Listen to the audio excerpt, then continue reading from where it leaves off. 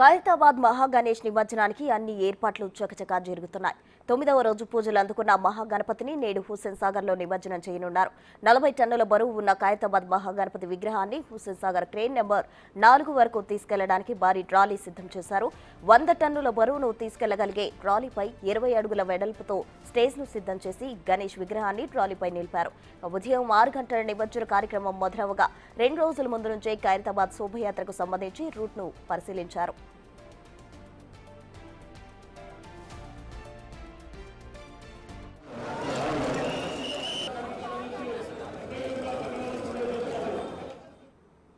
ఇక ఖైరతాబాద్ మహాగణేష్ నిమజ్జనానికి సంబంధించి మరింత సమాచారం మా ప్రతినిధి రాణా ప్రతాప్ అందిస్తారు. రాణా, చెప్పండి, అక్కడ ఏర్పాట్లు ఏ విధంగా ఉన్నాయి నిమజ్జనానికి సంబంధించి?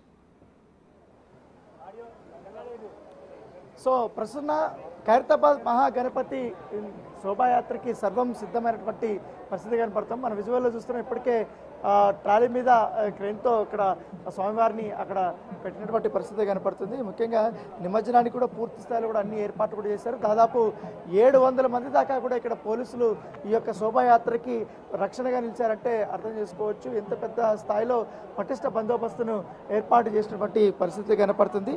దాంతోపాటు ఏడాదంతా శ్రీ సప్తముఖ మహాశక్తి గణపతిగా భక్తులు పూజలు అందుకున్నటువంటి ఈ మహాగణపతి మరి కాసేపట్లో నిమజ్జనానికి రెడీ అయినటువంటి నేపథ్యము. అయితే చాలా ఆకర్షణలు కనపడుతున్నాయి ఈసారి. ఎందుకంటే సెక్యూరిటీతో పాటు ఇక్కడ కేవలం కొంతమందిని మాత్రమే అలౌ చేస్తున్నారు.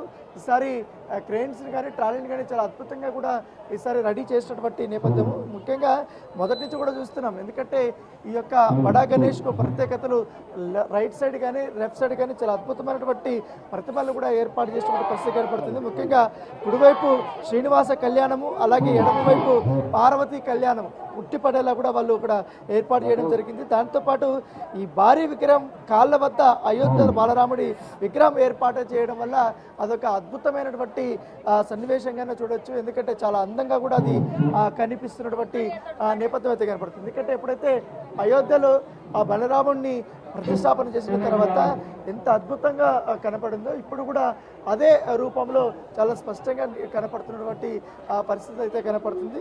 దానితో పాటు ఈసారి మాత్రం ఈ ఏర్పాటుతో పాటు వాలంటీర్స్ వ్యవస్థని ఈసారి ఎక్కువగా యూజ్ చేసుకుంటారు. ఎందుకంటే పోలీసులు దాదాపు రేయింపవలు చాలా కష్టపడుతున్నారు. వాళ్ళ వల్లనే కాకుండా ఇంకా కొంతమంది వాలంటీర్స్ని కూడా వారు ఏర్పాటు చేసుకున్నటువంటి నేపథ్యం అయితే కనపడుతుంది.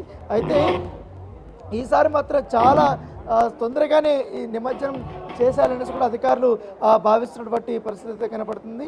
అయితే ఖచ్చితంగా కూడా 11 గంటల లోపలే ఈ యొక్క నిమజ్జన కార్యక్రమాన్ని అయిపోవాలని అధికారులు భావిస్తున్నారు.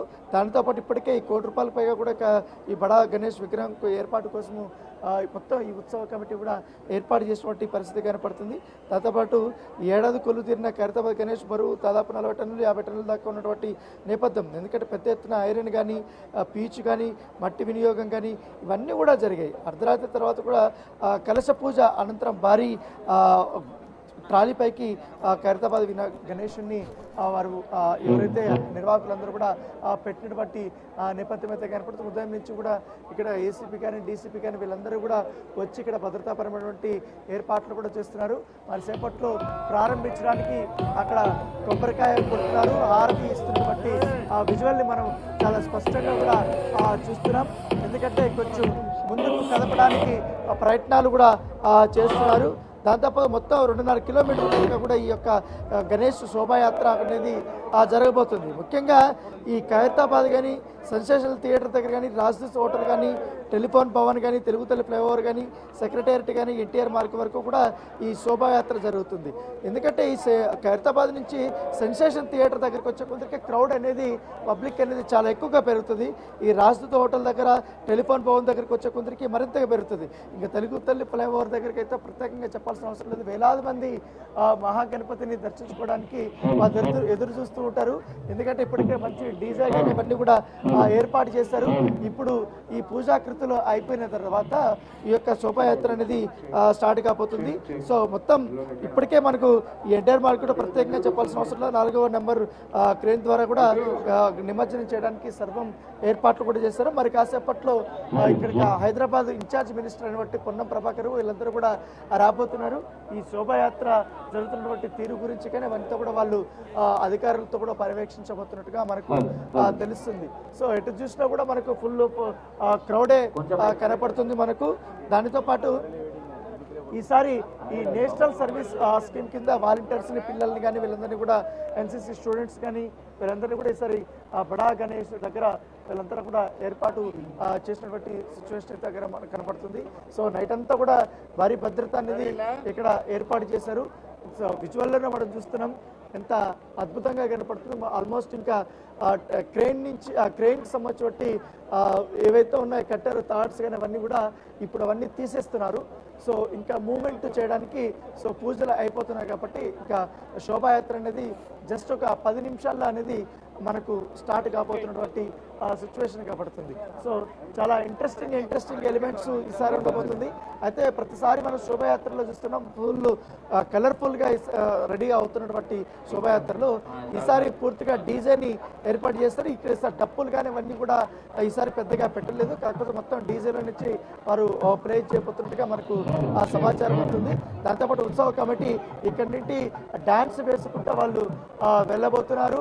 అందరూ అన్ని రకాలైనటువంటి డిపార్ట్మెంట్స్ కానీ వీళ్ళందరూ కూడా పూర్తి స్థాయిలో కూడా ఇప్పుడు అటువైపు ఇటువైపు ఎక్కడ కూడా వెహికల్స్ రానికుండా వీరు ప్రత్యేకమైనటువంటి ఏర్పాట్లు చేసినటువంటి సిచ్యువేషన్. ఎందుకంటే ప్రతిసారి బడా గణపతి స్టార్ట్ అయిన తర్వాత కొన్ని రూట్స్ అనేది బ్లాక్ చేస్తారు. ఎందుకంటే వాహనాలకు సంబంధించి వాహనాలు పెద్దగా ఎటువైపుకు రానిటువంటి సిచ్యువేషన్.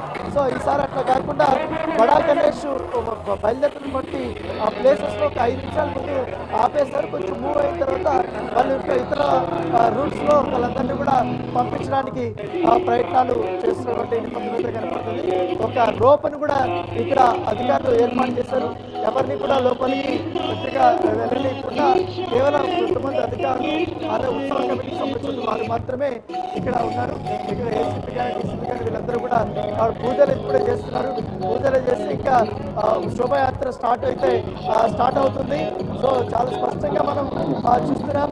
దాదాపు ఇన్ని రోజుల పాటు దాదాపు 9-11 రోజుల పాటు కూడా ధూప దీప నైవేద్యాలకు పూజలు అందుకున్నటువంటి ఈ గణపతి ఇప్పుడు నిమజ్జనానికి వీళ్ళు రెడీ అయినటువంటి సిచ్యువేషన్ అయితే కనపడుతుంది.